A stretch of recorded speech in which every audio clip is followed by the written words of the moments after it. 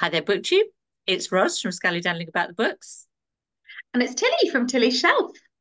Tilly from Tilly's bare, empty shelves, it seems. Yes, I'm in the middle of some significant house renovation stuff. So I have an anathema to BookTube, some empty bookshelves behind me, but rest assured they will one day be filled. Good. There's plenty of books to fill. Plenty of books to fill them. So, and we are getting together to talk about a really interesting book. Yeah, so it's our first joint book discussion of the year. And this year we're talking about doing one new book every month. So one book written in the 2020s, because I'm really bad at reading new books and Ros is very good at reading new books. So as usual, I'll be learning from her expertise. But yes, so this is a book that came out in the spring of 2023, April, I think. So, less than 12 months ago. And it's Enter Ghost by Isabella Hammad. And So yes, Isabella Hammad is a British Palestinian author. She was born in London but has a lot of family ties in what Palestine, the West Bank, and within what's referred to as we now know from this book, 40 acres. So the area of what was Palestine that is included within the borders of Israel from 1948. yes. And so it felt like a good book to read in January of this year because obviously um the Gaza Current unfolding situation situation. is so much in our minds, so it was really interesting to read something by a British Palestinian author and that is set in sort of Israel and the West Bank. Although what I would say is one of the things that I think we both got from this book was a much greater understanding of the different nuances of Palestinian identity and Yeah, the huge gulf there is, despite the very short distance between the two areas, but the huge gulf there is between what it means to be a Gazan Palestinian, West Bank Palestinian, and like I just referred to 48, like the distinctions between those in terms of their experience of life and how they can yeah. interact and move around Uh, um, in rights. the country and the world. Yeah. Yeah, yeah, and then of course, and then a fourth element would be the diaspora Palestinian. So Yes. she, Yeah. so the Hamad, the author, and Sonia, the main character of the story, are British Palestinian. The main character has a British passport. Yeah. So all those different, yeah, there's a level of nuance that I suppose, why would we know? We were oblivious to that. It's really, she, I think, was very positively something that she wanted to write about in this Yeah. book. So do you want to give a little intro of what the book's about? It's got a Yes, great absolutely. title. The Enter Ghost is such a Enter good Ghost. title, and the smart watchers will recognise that. I think. Yes, and you might be thinking, oh, that sounds a little bit like a stage direction. Well, it is. It's a stage direction from Hamlet, and that is the kind of the central theme of the story. So, we start with this main character of Sonia, who is a woman, sort of just past the age where you would say a young woman. So she's just become, I guess, um, she's not middle aged, but she's no longer young. And she has just been performing in The Seagull. And I should have looked up to the name of the character that she played, but she played the older actress as opposed to the young woman in that. Yeah, And during which time she was having an affair with the director of the play, and she um, comes to visit her sister who is living in Haifa. in Haifa, sorry, in Haifa, to kind of recover from this very kind of um, torrid affair situation. And while she's there, she's kind of roped into assisting with a production of Hamlet that's being planned to be performed in the West Bank. Yeah, yeah. So she's an actress that's at that kind of difficult moment in her career and where she's been sort of successful as in always had work, but her career's never completely taken off, I suppose. And now she's at that transitional phase where what's going to happen. Meanwhile, her sister is an academic at an Israeli university, Yeah.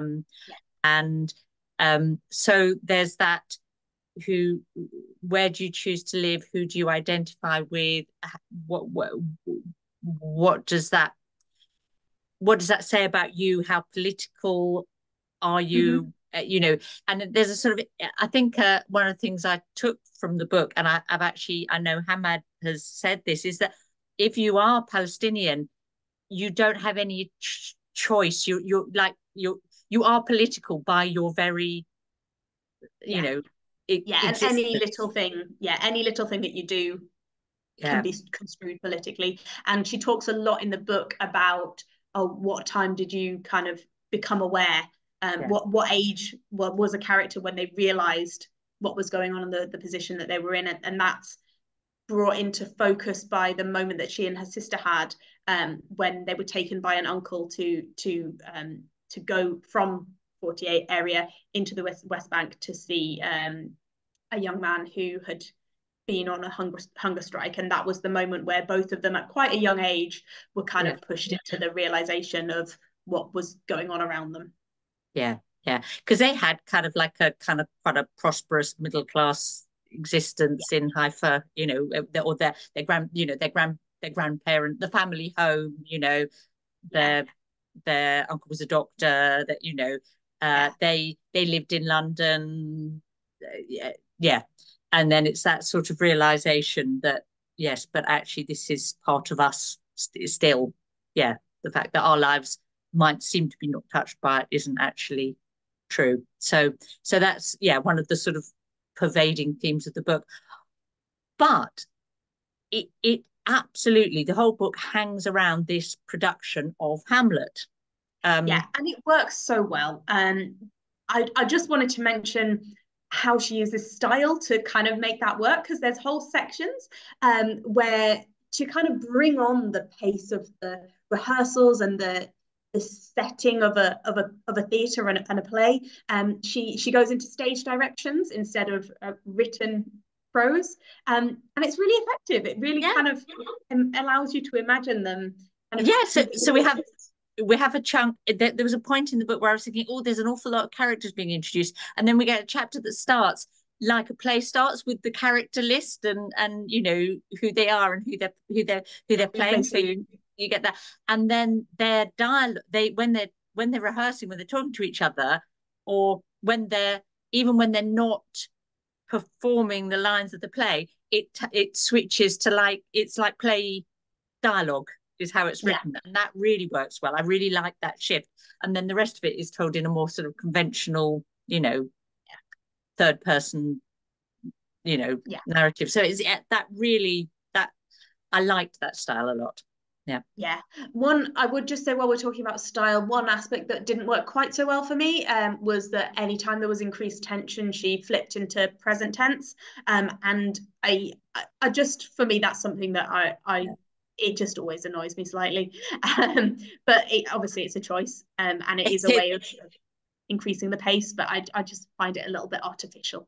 you feel like it's a creative writing course trick. Yes, rather than an actual conscious decision. I feel like it's a shortcut for Yeah, trying to make your writing seem more pacey and tense than it is, without having to actually learn how to make it more pacey and tense. But that said, she does really manage to convey yeah, tension, so she didn't yes. need to do that. Yes, because absolutely one of my abiding kind of memories of reading this book was that level of tension, you know, Yeah. and naturally, because she's staying with her sister who lives, in Haifa, but then she's going into the West Bank for the rehearsals. So, Mm-hmm. we get the whole checkpoint Yeah. wall, all of, and that and that what it's like for her going through those with a British passport, and then another member of the cast going through with, they have Israeli citizenship, and then other members of the cast that are, Palestinian Authority, West Bank, all the, and that how different it is for each of them Yeah. was that, and the and the tension of the soldiers working in the checkpoint, and how young and almost fragile they are, but how dangerous it is when you've got people that are young and Yeah. fragile.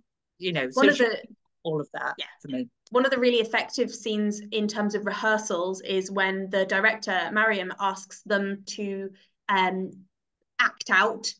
One of them, the guy that's to play Hamlet, Whale, asks him to be a checkpoint soldier and everyone else to kind of act out coming through the checkpoint, and the tension of that, and how this young man suddenly has this element of power and control over them.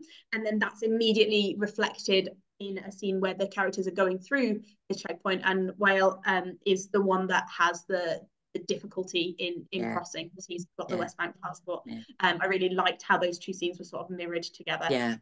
Yeah, she'd really thought a lot about the sort of how she was structuring the book, I think. And I think we both felt that the well, using a play really works, because all that, it's that entrances and exits thing, but and the sort of the element of performance and all of it, but specifically Hamlet really for me worked in the context, and you could see why she'd chosen Hamlet.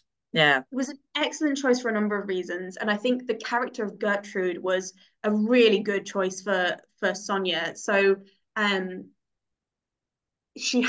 character had previously auditioned to be Gertrude on the West Bank in London, under the director that she in fact, National Theatre, I think she was trying to. National Theatre. Okay, yeah. So she was hoping that her career was going to take off with this role of Gertrude, which she didn't get. And then she comes and she gets put into this role of Gertrude again. And I think it works so well for her because Gertrude in the play, that's Hamlet's mother, if you can't remember, is always quite an ambiguous character, and a character where you're never quite sure where her loyalty is and whether she's fully guilty or complicit, or whether she's kind of innocent and a little bit naive to what's going on around her. And to an extent, it's similar with Sonia, in that she has spent a large proportion of her adult life not paying very close attention to what's going on, and not really very focused on her Palestinian identity. Like somebody who knew her was like, oh, I thought you were Lebanese, and didn't kind of, it's not something that she's been very focused on. So you get this idea of like, does she have a sense of guilt? Does she have a sense that she hasn't played an active role, which kind of, I think, reflects Gertrude in a way. Yeah, absolutely. So and I think one of the themes of Hamlet is about sort of authority and the legitimacy or otherwise of authority, and because the new king of Denmark, is the did he kill Hamlet's father, the previous king? So that and so that really lends itself to that sort of that's why the Mariam, the director, chooses the play Hamlet, and it's why it works in the book as well, because it's all those, it allows the sort of unpicking of those themes. And across the world and across the centuries, people have used Hamlet for lots of different sort of like that. I mean, you were mentioning one in Ukraine. Yeah, I wanted to mention a film that came out in 2022. It's called The Hamlet Syndrome, and it was directed by Elwira Nawiera and Piotr Rozalowski. And it's described as being Polish, but it's filmed in Lviv, Ukraine, and it was filmed before the escalation in conflict happened that year. And it's a group of Ukrainian actors, all of whom have been to an extent affected either by the physical conflict or by the sort of social conflict attendant on that. And they go to put on a performance of Hamlet. It's a documentary recording their experience putting on Hamlet. But as they work on it, they increasingly then use it as a way to kind of live out or relive or reanalyze the traumas that they've been through over the last few years. And I think Hamlet really lends itself very well to these kinds of very close conflicts between neighbors, between family, between people who were almost too close together to fight, but still Yes. manage to fight, because in the play it's his uncle and his mother and people that he's known all his life, that he's then forced to question and Yeah. challenge and doubt. Yeah. So yeah. So and it's really interesting that that film was being made and came out probably at around simultaneously she was writing this book, so she won't have known about the film when she was writing. But actually, that's not the first time that Hamlet. I know one performance that you and I went to see of Hamlet. Set it as in a sort of a surveillance state. It lends itself to different uses or different ways of. Yeah. So that was definitely a success of the book. I have to say I enjoyed this book a lot. I found it started a bit slow for me. I agree. It took me a while, and I was slightly irritated with all the stuff about her affair with this director, because it was just one of those, it's that, my wife doesn't understand me and you're so wonderful, and yes, I'll tell her next week, sort of, that old story, and you just think, oh, why did you fall for that? And it's hard to be, you don't feel particularly sympathetic towards her in a way that failed, and now she's coming and sort of landed herself on her poor sister, and there's really good kind of like tension between the sisters that I really that's enjoy. true. The sister relationship between Sonia and Brilliant. Hanine is very well portrayed, Brilliant. and this like older sister role that Hanine has, where she's kind of withheld some important family information, and it's like, was it protective? Was it in a way kind of jealous, or keeping the power because something that all of that. So, but that meant it really, the book took off for me once she got involved with the play, and everything, the pace really picked up, and at the same time there's some really difficult situation going on in Jerusalem. There's sort of escalating tension politically in the background of the escalating tension of getting the play organized. So all of that really, so the book, the sort of second half of the book absolutely took off and flew for me. Although I do think that made it quite hard for her to end it.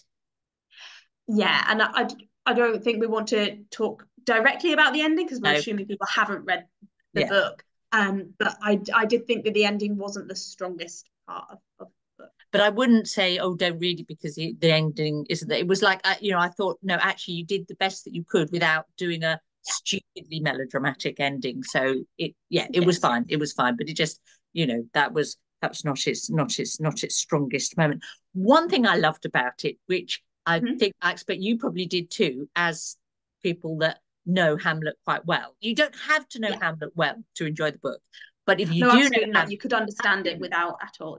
No need to be familiar with Hamlet beyond the barest bones of there's Hamlet and there's Yorick and there's and there's a speech that goes to be or not to be, and there's a ghost.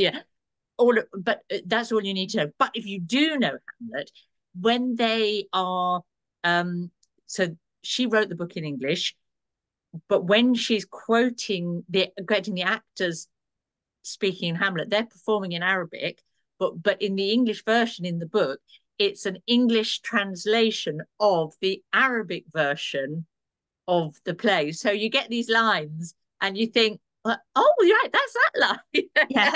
And it's familiar, but not quite exactly. And then I found myself thinking, is that how it is, or is that subtly different? Like the process of translating and back translating, you never get the same thing back again.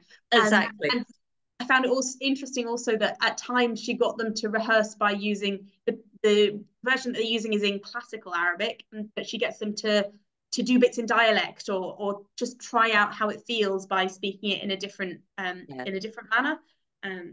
So there's another whole kind of theme around sort of translation and interpretation and sort of communication and miscommunication, this is one of those novels that is just packed with intellectually interesting ideas, as Absolutely. Well as being a kind of quite emotionally rich book. And it feels like quite a personal book as well.